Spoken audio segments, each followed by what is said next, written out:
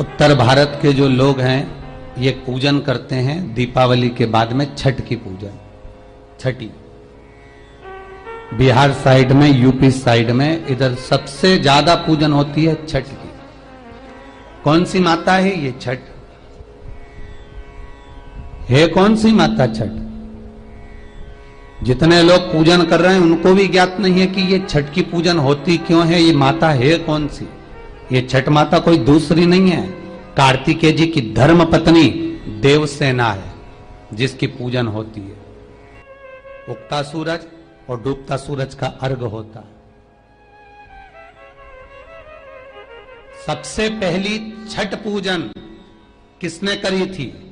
भगवान कृष्ण के पुत्र सांब ने करी थी। सांब पुराण कहती है क्योंकि सांब का शरीर बेकार हो गया था, भगवान कृष्ण की शरण में सांब पड़ गया। पिताजी आपने मुझे श्राप दिया है क्योंकि गलत भाव हो गया था, गलत दृष्टि हो गई।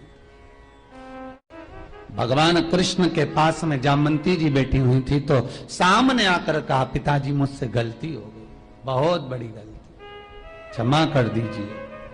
भगवान कृष्ण ने कहा, तुम सूर्य की आराधना करो। सूर्य की आराधना करी तो सूर्य कहते हैं तुम इंद्र की पुत्री देवसेना की आराधना करो। और कार्तिकेय जी महाराज की धर्म पत्नी देवसेना की जब आराधना सांब ने करना प्रारंभ करी, सूर्य को उगते को और डूबते को जब नमन करना प्रारंभ करा, अर्घ देना प्रारंभ करा, जल में खड़े होकर सांब तप साधना में डूबा रहता, सूर्य का स्मरण करता, देवसेना का स्मरण करता, तो देवसेना वहां प्रकट हुई। देवसेना ने कहा, मैं भगवान की छठी कला हूं, मैं भगवान देवताओं की छठी कला हूं, इसलिए जगत में मैं छठी के नाम से पूजी जाऊंगी। और सुन ए सांब, तूने मेरी आराधना करी है, मृत्यु लोक में जो मेरी आराधना करेगा वो जगत का सारा सुख भोगेगा, और तू भी चिंता मत करना, तू भी सर्व सुख भोगेगा। और वो छठ भी कोई साधारण नहीं। जिस छठ माता का स्मरण स्वयं भगवान कृष्ण के पुत्र सांब ने किया, जिस छठी माता को स्वयं कार्तिकेय जी को दिया गया, पूरा विश्व, हमारे बिहार साइड के जितने भगत लोग होते हैं आज से व्रत का क्रम प्रारंभ कर देते हैं। 36 घंटे का ये व्रत रहता है छठ का। स्नान, खाना, दूसरे दिन फिर वही क्रम में पूजन की तैयारी, भूखे रहना, सूर्य को अर्घ देना, उगते को डूबते को, और मां छठी का स्मरण करना।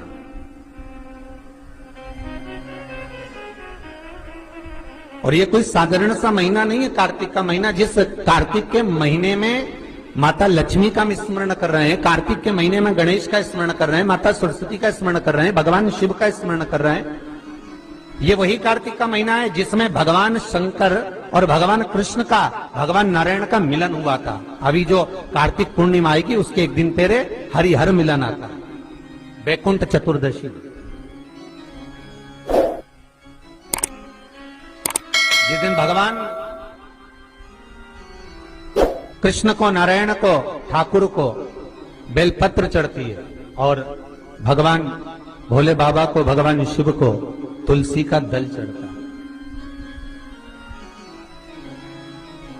दोनों का मिलन हुआ था, हरिहर मिलन, वैकुंठ चतुर्दशी। और हमारे शिव महापुराण में इसका बड़ा महत्व है क्योंकि संपूर्ण समय में, पूरे वर्ष भर में केवल एक दिन ऐसा होता है जिस दिन भगवान शंकर पर तुलसी का दल चढ़ता है,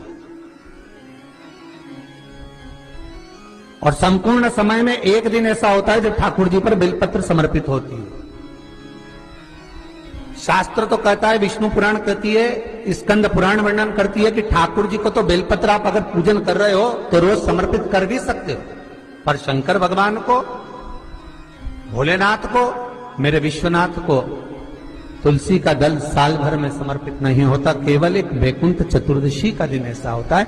और उस बेलपत्र की भी बड़ी महत्वता है। और कार्तिक के महीने में अपन जब कथा श्रवण कर रहे हैं, आनंद ले रहे हैं, सुनने के लिए बैठे हैं और मौका मिला है कार्तिक महत्तम को श्रवण करने का, तो एक एक महत्व को अपन समझ। उत्तर भारत के जो लोग हैं ये पूजन करते हैं दीपावली के बाद में छठ की पूजा, छठी। जिस दिन आप किसी व्रत को उठाओ, शिव पुराण की व्रत शिव पुराण कथा कह रही है, जिस दिन आप पशुपति व्रत उठाओ, सोमवार व्रत उठाओ, मंगलवार, एकादशी, कोई भी व्रत अगर आप उठा रहे हो तो पहले सबसे पहले जाकर अपना जो परिंदा होता है ना, पानी का मटका, पानी का स्थल, पानी का जहां जल भरते हो, पात्र भरते हो, वो स्थल जो होता है ना, उस स्थल के पास में खड़े हो, हाथ जोड़कर निवेदन करो अपने पूर्वजों से कि मान लो अगर मेरे व्रत में कोई त्रुटि होती है, मेरे व्रत में अगर कोई गलती होती है, तो हे देवाधिदेव महादेव, हे मेरे घर के पूर्वज पितर, जितने मेरे कुल देवी कुल देवता आहूत वासुक जो भी हैं, आप उस व्रत को संभाल लेना, मेरी गलती को आप सुधार देना। उनके पास जाकर क्यों कहना चाहिए? क्योंकि वो हमारे बुजुर्ग हैं, बड़े हैं, हम उनसे छोटे हैं, हम छोटे हैं।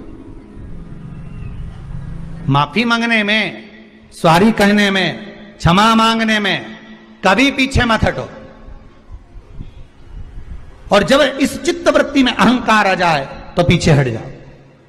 जब इस चित्तवृत्ति में अभिमान आ जाए, गर्व के शब्द आ जाए, अहंकार के शब्द आ जाए कि मैं कर रहा हूं, मैं करा रहा हूं, मैं कर रहा हूं, मैं का जब संबोधन आ जाए तो पीछे हट जाए। और जब कहीं एक स्वारी संबोधन से, एक क्षमा संबोधन से अगर बात सवरती हो तो वहां स्वारी और क्षमा मूल हो जाते हैं।